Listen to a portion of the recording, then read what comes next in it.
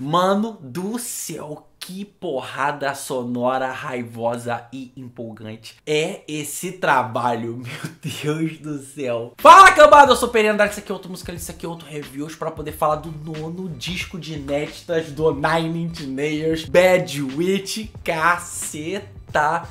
mano. Sem mais delongas, vamos pro review, vai.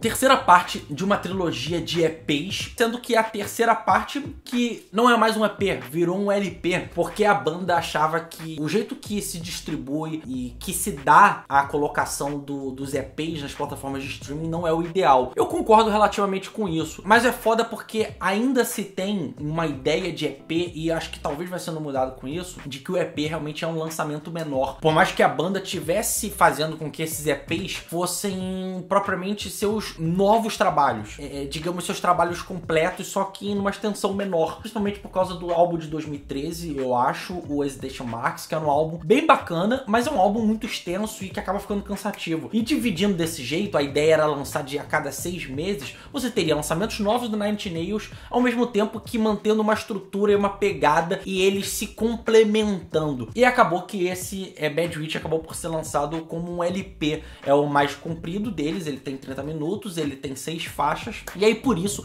ele não foi lançado no ano passado. A primeira parte, Not the Actual Events, de 2016, final de 2016, a segunda parte, Ed Violence, de 2017, no meio do ano, e Bad Witch era para ter sido lançado a princípio no final do ano passado, começo desse ano, acabou sendo lançado por agora. Esse trabalho, ele é o que mais difere um pouco dos dois, por mais que ele é um bom encerramento, assim, ele é um caminho muito contínuo, ele é um caminho lógico para o que veio os lançamentos anteriores, mas que os outros dois eu acho que sejam mais próximos, são mais irmãos, eles são mais introspectivos, reimaginando alguma coisa da sonoridade clássica da banda, e aqui ele pega essa essência desses dois trabalhos e ele transforma numa coisa mais anárquica, numa coisa mais disruptiva, numa coisa mais robusta, mais incrementada e que você te enche os olhos. Na minha opinião, enche muitos olhos. Pelo fato deles terem transformado num LP, ter, por exemplo, uma coisa que no disco do Ghost, que é um disco que tem mais faixas, não me agradou muito, mas aqui pra mim faz todo sentido, até pelo fato de como é construído o disco e pela vibe e pela ideia que se constrói. Tem 2 faixas instrumentais, a faixa 3 e a faixa 5, e respectivamente a primeira tem 4 minutos e 51 e a segunda 6 e 41. Na minha opinião, diferente da do Ghost, por exemplo, por que aqui fica melhor? Porque primeiro, o Nine Inch Nails ele já sabe trabalhar muito bem com faixa instrumental, ele consegue criar uma coisa que por mais que aquelas do Ghost não sejam faixas ruins, mas na minha opinião quebra um pouco o ritmo naquele trabalho. Aqui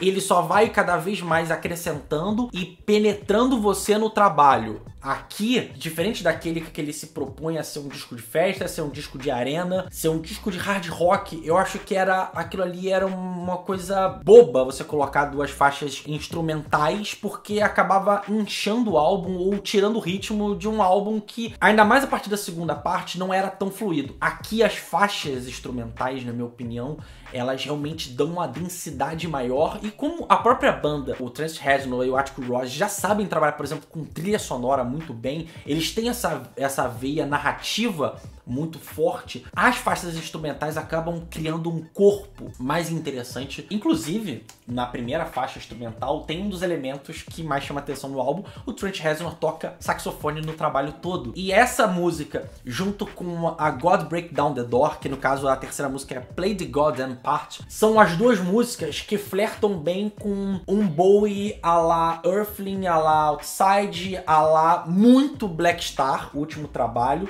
Inclusive, você vê mais coisa ao longo do trabalho dele tendo uma coisa de crooner a la Bowie. O jeito de entonar a voz, de cantar é muito parecido. Eu consigo ver esse lance jazz tenebroso que tinha naquele trabalho, uma música mais escura, ruidosa, uma música de sarjeta por alguns momentos, em alguns instantes, uma mistura também do Suicide, banda do Alan Vega, aquele eletropunk clássico da banda, influências claras e nítidas ao longo do Nine Inch Nails, como Joy Division e Gary Numan, principalmente se você vê a apresentação gravação que eles fizeram em Las Vegas, onde eles fizeram um cover de Metal e Disorder. Tudo isso aqui misturado com a essência e a energia dos primeiros trabalhos de Nine Inch Nails, Broken, Pre-Hate Machine. Eu poderia falar que as duas primeiras são as que tem mais isso, na minha opinião. São as músicas talvez mais pulsantes, mais frenéticas, mais trincadas, mas ao longo do trabalho você consegue sentir uma sonoridade, uma coisa de opressão, de agressividade, que consegue ser densa, ser atmosférica, cáustica, muito cáustica. O som ele fica uma coisa meio rasgada, poluído, quase como se você estivesse ouvindo em estática ou se fosse uma fita velha embolada. As duas primeiras músicas, por exemplo, tem uma estética garageira e a desordem que tem nas faixas, a bateria nervosa, a bateria pulsante de um jeito absurdo. A Shit Mirror, que é a música que abre o trabalho, por exemplo, uma parada muito interessante que é uma pausa abrupta, do nada, que acontece no meio daquela efervescência sonora que é a música, e aí depois no ritmo dançante de palma, no misto com um tambor, palma eletrônica. O disco consegue ser isso, dançante e porrado ao mesmo tempo, e que ao longo dele, essa questão densa, questão claustrofóbica, de você ficar sufocado, isso começa a aparecer cada vez mais e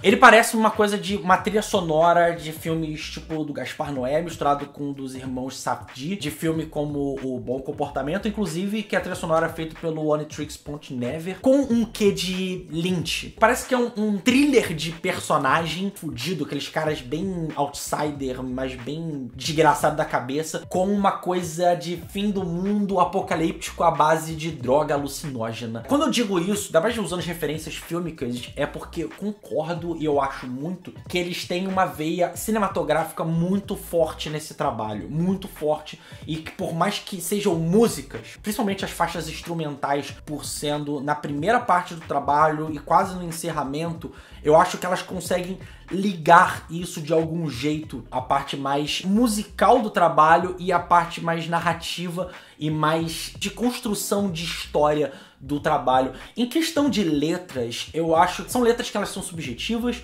são letras que elas trabalham muito com uma coisa de desolação, de autoquestionamento, principalmente talvez até na própria relevância da banda, o que é interessante no fato de que é um trabalho, os próprios EPs já vinham com isso, da banda tentar dar um fôlego a mais ou uma cara nova para elementos clássicos da banda, ao mesmo tempo se manter convidativo a ouvintes já familiares com a banda, mas trazer pessoas novas e trazer um frescor a mais às ideias e ao que a banda tá querendo expor aqui. O disco funciona quase em duplas, as duas primeiras sendo as músicas mais garageiras, a 3 e a 4 funcionando como a parte mais no jazz que tem do trabalho, e as duas últimas trabalhando com a parte mais atmosférica, uma parte um pouco mais densa. A Over and Out cadencia essa coisa, como eu disse, de crooner do David Bowie, por mais que na Over and Out ele tem um quê também de Josh Homme, ele tem um quê de pop, ela tem uma coisa quase swingada de post-punk, os dedilhados sinfônicos, o progressivo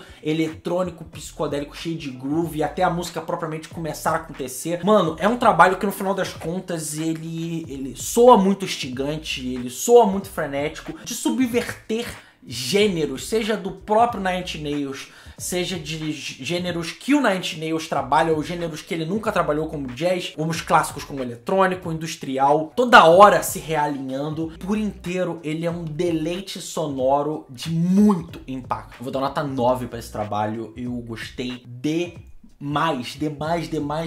Então foi isso, esse foi outro Musicalize, esse que foi outro reviewzinho. Escute Bad Witch que você não vai se arrepender. Não se esqueça de curtir, de compartilhar, de se inscrever no canal, de dar aquele joinha, de comentar aqui embaixo pra falar o que você achou, sempre na base ou não. E foi isso, aquele beijo, aquele abraço e aquele tchau. Até a próxima. Fui.